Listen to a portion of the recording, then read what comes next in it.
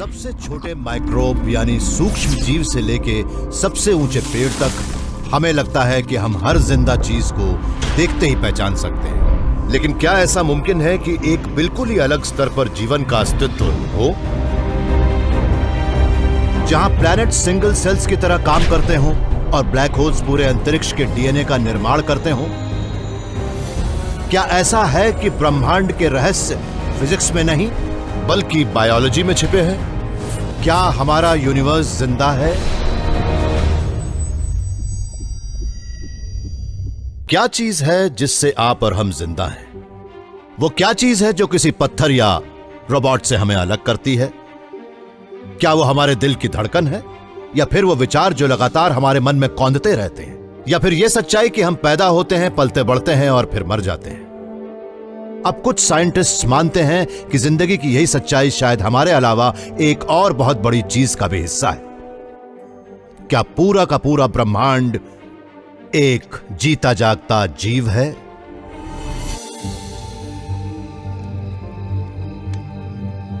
जब मैं छोटा था तब गर्मियों की रातों में अक्सर हवा में टिमटिमाते जुगनुओं को देखने में मुझे बहुत मजा आता था। वो रोशनी के जीते जागते बिंदु थे। उनके पीछे मुझे मिसिसिपी के अंधेरे आसमान में टिमटिमाते सितारे भी नजर आते थे। न जाने क्यों उन्हें देखकर भी मुझे ऐसा लगता था जैसे वो जिंदा हों। किसी ऐसे पूरे के पूरे जीव की कल्पना करना जिसमें समूचा ब्रह्मांड समाया हो, वो भी अंतरिक्ष के बड़े बड़े खाली हिस्सों समेत, तर्क की बात नहीं लगती।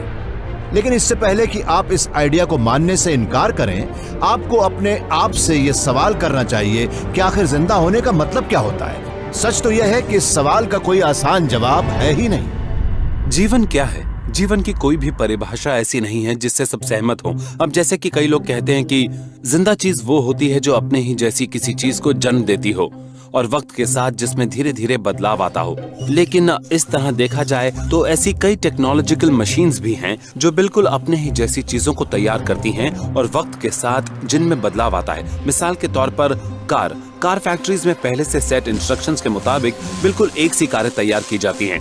उन इंस्ट्रक्शंस को आप कुछ हद तक एक तरह की डीएनए इंफॉर्मेशन से कंपेयर कर सकते हैं जो हम सबके सेल्स में मौजूद हैं। तो इस परिभाषा के हिसाब से कारें भी जिंदा होती हैं। जर्गन स्मिटुबर्ग लुगानो स्विट्जरलैंड में आर्टिफिशियल इंटेलिजेंस के प्रोफेसर हैं। उनका गोल है हमारी जिंदगी की परिभाषा को नई ऊंचाइयां देना। उनका ख्याल है कि कुछ रोबोट्स को जिंदा माना जाना चाहिए। वो ये भी मानते हैं कि एक जीव एक से ज्यादा शरीरों में रह सकता है। इन छोटे छोटे रोबोट्स का यह झुंड ठीक उसी तरह काम करने के लिए प्रोग्राम किया गया है जिस तरह चींटियां अपनी कॉलोनी में काम करती हैं। एक ऐसे अकेले जीव की तरह जिसका पूरा दिमाग छोटे छोटे हिस्सों में बटा है और जिसे हम कह सकते हैं सुपर ऑर्गेनिज्म। सुपर ऑर्गेनिजम्स एक साथ मिलकर उन समस्याओं को सुलझा सकते हैं जिन्हें अलग अलग चींटियां सुलझा नहीं सकती। ये रोबोट्स जो आप देख रहे हैं, इन्हें नियमों के मुताबिक प्रोग्राम किया गया है और ये मिलजुल कर ऐसी ऐसी समस्याओं को सुलझा सकते हैं जिन्हें सुलझाना किसी एक अकेले रोबोट के बस की बात नहीं है। चींटियां खाना ढूंढती हैं और फेरोमोन्स यानी एक केमिकल सेक्रीट करके खतरे की मौजूदगी का संकेत देती हैं, जिससे बाकी चींटियों का बिहेवियर चेंज हो जाता है। लेकिन रोबोट्स केमिकल नहीं, आपस में सिंपल इलेक्ट्रॉनिक मैसेजेस भेजते हैं। जब भी इनमें से किसी रोबोट के रास्ते में कोई रुकावट आती है तो वो अपना रोटेशन एंगल थोड़ा सा बदलकर उससे दूर हो जाता है।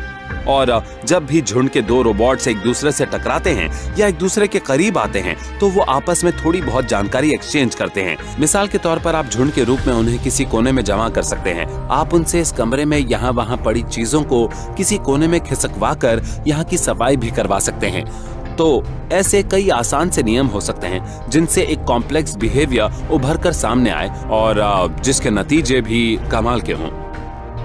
लेकिन अगर ब्रह्मांड जिंदा है तो यर्गन के मुताबिक वो भी एक सुपर ऑर्गेनिज्म ही होगा। चींटियों की तरह किसी ब्रह्मांडीय यानी कॉस्मिक कॉलोनी की तरह पूरे अंतरिक्ष में अनगिनत प्रकाश वर्षों तक फैला एक सुपर ऑर्गेनिज्म। लेकिन एक सुपर ऑर्गेनिज्म आखिर कितना बड़ा हो सकता है? प्रोफेसर जेफरी वेस्ट सेंटा फे इंस्टीट्यूट के एक जाने माने पार्टिकल फिजिसिस्ट हैं। उनका मानना है कि बड़े बड़े जीव तो हमारे चारों तरफ मौजूद हैं, बल्कि हम में से ज्यादातर लोग तो उनके अंदर ही रहते हैं।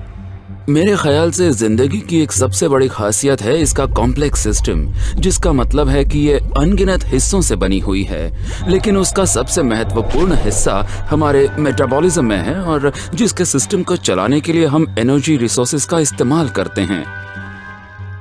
और यही चीज हम अपने शहरों में भी देख सकते हैं। जिस तरह एक जीव, जिसमें हम भी शामिल हैं, उसका शरीर सेल्स, बोन्स और ब्लड वेसल से मिलकर बना है, वैसे ही लॉस एंजलिस शहर जैसा एक सुपर ऑर्गेनिज्म लोगों, हाईवेज और बिजली के खंभों से मिलकर बना है। और जैसे कि किसी भी जीव में एनर्जी फ्लो होती है, उसी तरह एक शहर में भी एनर्जी फ्लो होती है। शहरों की कई बातें जीवों जैसी ही होती हैं। उनमें भी जीवों की तरह स्ट्रक्चर्स का नेटवर्क रहता है।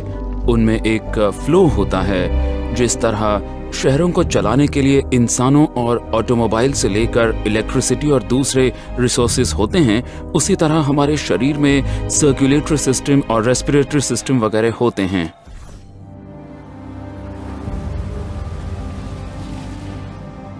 लॉस एंजलिस की आबादी 1,30,00,000 के आसपास है और मोटे तौर पर देखा जाए तो उसी के हिसाब से यहाँ की सड़कों की लंबाई है, यहाँ का ट्रैफिक है और उसी हिसाब से यहाँ की बाकी चीजें हैं। सारा इंफ्रास्ट्रक्चर उसी हिसाब से है, जिनमें से कुछ चीजों को हम अपने आसपास भी देख सकते हैं, जैसे कि हमारे ऊपर की इलेक्ट्रिकल लाइंस और वो गैस लाइंस और सुअर लाइंस जो सड़क के नीचे हैं और जिन्हें हम देख नहीं सकते। ये सब चीजें पहले से ही तय करके बनाई गई हैं। जेफरी ने एक मैथमेटिकल सिस्टम तैयार किया है जो पहले से ही ये बता देता है कि किसी जीव के जिंदा रहने के लिए उसके शरीर से कितनी एनर्जी फ्लो करना जरूरी है और किस तरह उससे ही उसे जिंदगी मिलती है। अगर आप मुझे किसी मैमल का साइज बता दें तो मैं आपको आराम से उसका मेटाबॉलिक रेट क्या होगा, हार्ट रेट क्या होगा, वो कब तक जिंदा रहेगा और उसके कितने बच्चे होंगे, ये सब बता सकता हूँ। इसके पीछे मैथमेटिक्स है और नेटवर्क्स का फिजिक्स है। जीव जेफरी की नजर में सिर्फ ऐसे नेटवर्क्स हैं जिनसे होकर एनर्जी गुजरती है, और इसी आधार पर उन्होंने हिसाब लगाया है कि चूहे जितने छोटे से जीव का दिल हर 1 मिनट में 500 बार धड़कना चाहिए, जबकि एक व्हेल का दिल हर 10 सेकंड में सिर्फ 1 बार धड़कता है। एक व्हेल किसी छछूंदर के मुकाबले 10 करोड़ गुना बड़ी होती है, लेकिन इसके बावजूद हम एक ही चीज के अलग अलग रूप हैं। तो इसके बाद ये सवाल उठना स्वाभाविक है कि क्या यही बात शहरों के बारे में भी कही जा सकती है? जेफरी के कैलकुलेशंस के मुताबिक इस सवाल का जवाब है हाँ। शहर भी अपनी सड़कों और पावर लाइंस के नेटवर्क में ठीक उन्हीं रूल्स के हिसाब से एनर्जी डिस्ट्रीब्यूट करते हैं जो जीवों पर लागू होते हैं। और शहर इतने बड़े होते हैं, उनका दिल दिन में सिर्फ 2 बार धड़कता है, आते जाते लोगों की संख्या के हिसाब से। ये यहाँ पर एक एक्स्ट्रॉर्डिनरी आर्टरी है, लॉस एंजलिस के बीचों बीच गुजर रही है, लॉस एंजलिस के दिल से। और वाकई अगर आप अपने इर्द गिर्द ऊपर नजर डालें तो आपको ये शानदार बिल्डिंग्स नजर आएंगी जो हमारे दिल की तरह काम करती हैं, क्योंकि ये वेल्थ क्रिएशन का सिंबल है।